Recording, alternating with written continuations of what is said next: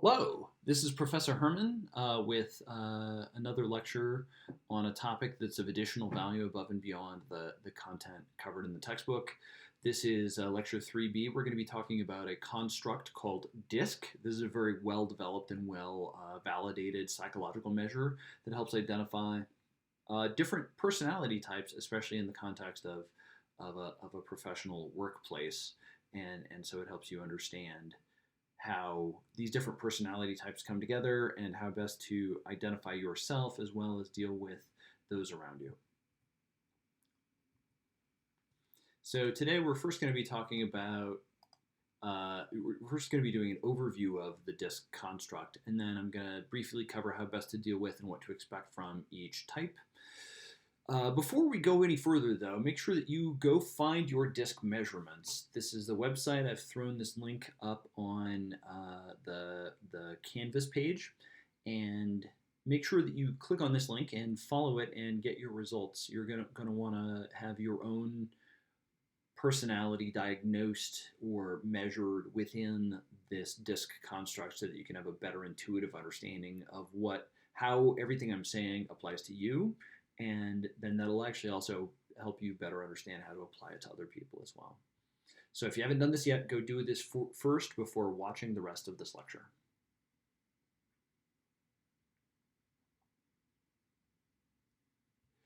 Okay, so for those of you who took the measure already, or if you paused the video and went and did it and came back, here are the four personality types that you will see within DiSC: dominant, influential, steady, and compliant. Let me explain overall what the directions on the circle mean, and then we'll go over each of the four personality types in a lot of detail. First is the north-south or up-down direction, and at the top end of the circle, we find people who are fast-paced and outspoken. They like to get a lot of stuff done and take care of business very quickly. They also tend to be very social, outgoing, very, very happy to say what's on their mind. Outspoken is an excellent summary of that. And on the south end or bottom side of the circle, we see cautious and reflective. These are folks who are more introverted, more thoughtful, more willing to say, hold on, let's make sure that we've got everything together here before we proceed. Then we have the east-west or left-right vector or direction. On the left or west side of the circle, we have questioning and skeptical. These are folks who are very comfortable saying, I don't like how this is, I'm not feeling this particular project or this particular product or this pitch or this message. I don't like this rule. Let's reevaluate. Whereas the folks on the right are more accepting and warm, much more approval oriented and focused, much more willing to go along to get along. The folks on the left can come off as a little cold, whereas the folks on the right can come off as especially warm. So when you add these two directions together, then that's how we get the DiSC circle. So folks who are more fast-paced and outspoken and more questioning and skeptical, those are more dominant, whereas folks who are fast-paced and outspoken but accepting and warm, those are more in the influential quadrant. Folks who are accepting and warm but more cautious and reflective, we identify those folks as steady, kind of the social glue that holds social units together. Those folks often tend to fall into this quadrant. And questioning and skeptical but cautious and reflective, those folks tend to be more compliant. Now, everyone is a mix. So here's an example from someone who took the quiz, yours truly, to be specific. And you'll see that this is 45% influence and 40% dominance. So those are very heavy on the north side or the top half of the circle. Much less presence among steadiness and compliance. So the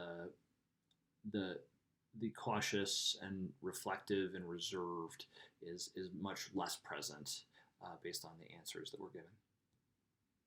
But the point here is that it is not merely to talk about this one person who took it, but to identify that there are, you shouldn't expect one quadrant to be 80% or 90% of the results. That's, some people do have that result, but something like this is much more common, where you'll have a couple of more dominant quadrants or traits within there. Here are a couple of fun summaries of these different personality types. D is do it now, right? Outgoing but task-oriented, like let's go, let's go, let's go. People-oriented but outgoing in the influence quadrant, that's have fun doing it. People-oriented but more reserved, that's the steady quadrant. Those folks say do it together. And the folks in the compliant quadrant, that leaves do it right. So the dominance quadrant, those folks are much more results-oriented. They're very direct, very competitive. I like to create mnemonics or words that have the same first syllable and the first letter in this case to help people remember some of the ways that this personality type comes off, both positive and negative. So some positive D words for the D style include direct, decisive, doer. Negative D words, not that one, include demanding and domineering. In the influence quadrant, these folks bring a lot of enthusiasm, a lot of friendliness, a lot of optimism. Your influence quadrant, these are your absolute very best salespeople. They are going to move product better than folks in pretty much any of the other quadrants in most sales applications. What are some positive I words for the I style? Inspirational, interactive, interesting. Some negative I words might include impulsive or irritating.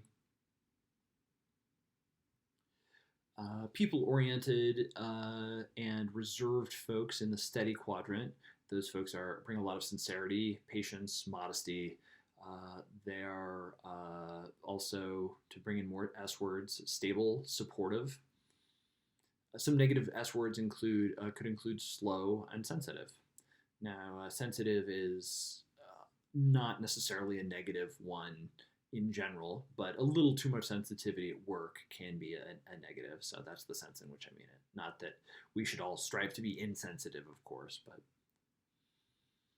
finally, in the compliance quadrant, folks who are reserved but task-oriented, who are accurate, cautious, contemplative, careful, compliant, right? Which goes with compliance. Negative C words include calculating and condescending. Those are the latter is not necessarily the case, but that's probably slightly better represented in the C quadrant than the other three. So that's the whole DiSC laid out for your overviewing pleasure. Dominance, influence, steadiness, and compliance. Again, keeping in mind that folks are going to have a mix of the four quadrants, and most folks are going to have at least some of all of them, and a dominant 2 or even 3 versus a dominant single quadrant. Although one quadrant could still be stronger, a second one will usually at least be somewhat strongly present for most folks. So what do we do with this information? How do we deal with folks from each type? Well, let's go back through because it's very different depending on the quadrant that you're looking at. First, when it comes to do it now, there are, and before I proceed, I just want to say that there are just tons of great books and articles and blog posts and graphics on this. If you just Google DiSC, this is, despite there being a lot of DiSC-shaped things, if you Google DiSC, this is going to be one of the first, if not the first, and the dominant position in the first many results is going to be around this construct because it's considered pretty important and really valuable. So but I found a great graphic from Bishop House Consulting that summarizes this in a nutshell. It's great to review. I've thrown the link in the notes for the slide deck here, and so that's where I'm drawing the summary largely from. I'm mostly paraphrasing what they had to say because it's punchy and it's efficient. So when dealing with folks who are mostly in the dominant personality type, you want to keep communication brief and to the point. You want to stick to the topic. You want to give them autonomy. You want to be explicit about rules and expectations. You want to let them initiate.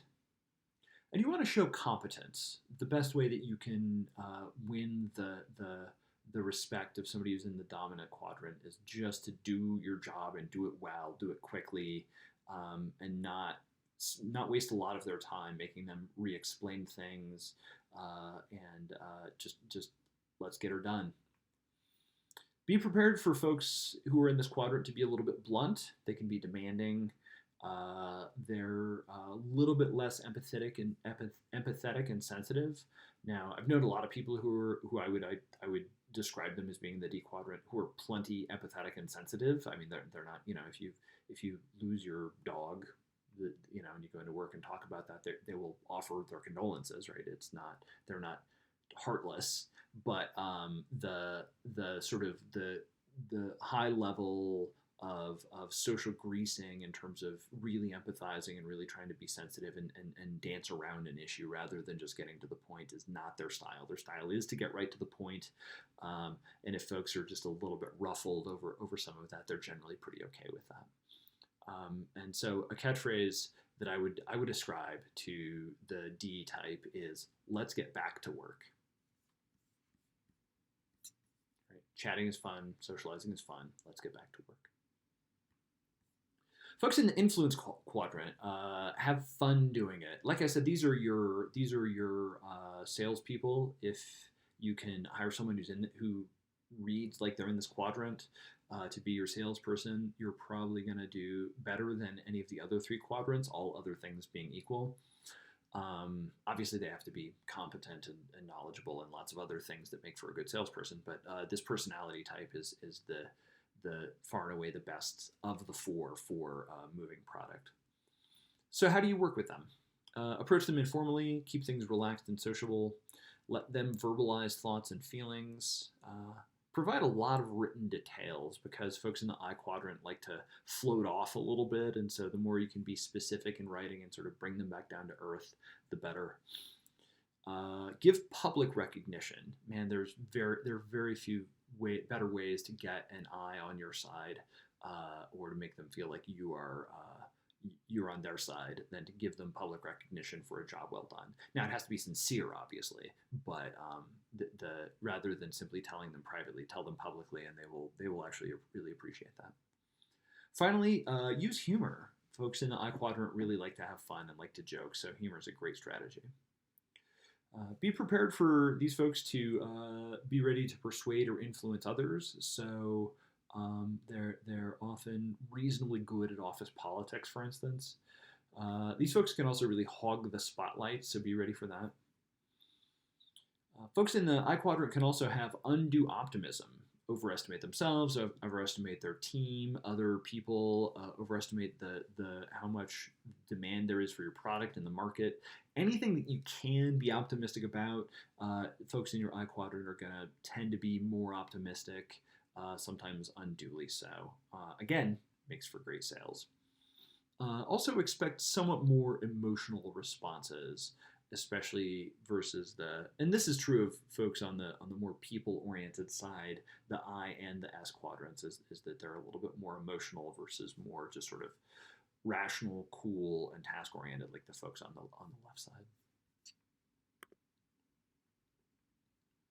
Working with S types, the motto here is let's do it together.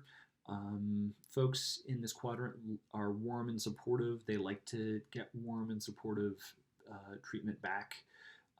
These folks also need clear expectations and deadlines, again, because they're more people-oriented instead of more task-oriented. Try to give them really clear expectations and deadlines that tether them to the specific tasks for which they're responsible. These folks like to make sure that everyone is being treated equally, so try to be consistent and follow precedent. Sincere appreciation is good for these folks because they're more reserved privately, sometimes can be a little bit better. I actually really like to give public appreciation to folks in the S quadrant because it makes them a little bit embarrassed in a really sort of fun way, and it stretches their boundaries a little bit, but in a way that they actually do kind of also appreciate, but they will definitely not ask for it. And if you ask them, would you rather get this award privately or publicly, they will definitely tell you they'd rather get it privately. But they do really like the appreciation. Finally, show them that they're important to the team. That they, not just that they did well, not just that the tasks were good, but that they are valuable to the crew, and the other people appreciate them as well. That's a really great way to give praise to somebody in the with the S type. Be prepared for these folks to be warm and friendly. If you're more direct and cut to the chase, sometimes you have to back off of that, let's get it done now sort of paradigm, and let these folks be a little bit more warm and build a little bit of a social bond with you. Hopefully that's not too hard of an ask, but it might not be your first tendency. These folks can also be slower to change. They can have some difficulty prioritizing, especially because they often want to please everybody. People who are more people-oriented that way can struggle with that, and therefore can have some difficulty with deadlines. Finally, folks in the conscientious or compliant quadrant, the C types, they're very logical and systematic. If you need somebody to think through a process in a lot of detail, these folks are often a really good resource for something like that. They really value high standards, and they're very precise and focused. Provide them with background information and facts so that they really understand what it is that you're asking them for and how it fits into the broader system, and they often really appreciate that. Be tactful with these folks and be emotionally reserved. If you yourself are more on the right or east-leaning part of the circle of the DiSC, then you're probably going to want to tone that down a little bit for folks who are in the C quadrant, because that's not a language they speak as fluently. And show them dependability. As with the folks in the influence quadrant, the folks in the compliance quadrant, they're very task focused, and so the way to earn their respects is just to show that you will do the job, you'll do it well, you'll do it on time. Also, though, give them time to prepare, right? Remember, their motto is not do it now, like the influence quadrant, it's do it right. And so give them time to do it right, and or they can sometimes get frustrated. Be prepared for these folks to ask a lot of questions, and for them to be resistant to vague or general information. They often want much more specific information. These folks are going to want to double check. They're going to want to go back and look at that policy, look at what the report said last year, make sure that the numbers are correct, which is a great tendency to a point. And so lean on them up to that to a point. But sometimes you can have to say, listen, we've double checked, we've triple checked, it's good, let's go. They can sometimes have a limited need to affiliate with others, and so if they're not the one putting the lampshade on their head at the office party, that's okay. Let them be them. And they can also have a really strong need to follow the rules, and those rules can become really important to them. So if you need someone who's a check on you, because you're going to forget which rules apply, or you know yourself well enough to know that you'll be tempted to fudge a little bit on this or that, put a C on your team, or look to the C on your team to say, let's make sure that the rules are followed on this one. So that's how to deal with the 4 DiSC personality types, and hopefully you will be able to implement some of this in your own workplaces now and once you graduate. Obviously, if you have any questions, please feel free to check in with me, and I love to talk about this stuff. I think DiSC types are super fascinating, and especially once you've done the metric and you have a sense of your own where you fall within that circle, then you're in pretty good shape to have some pretty interesting conversations, and I'd love to have those with you. Well, that's all for my presentation on DiSC, and I'll see you in the next lecture. Cheers.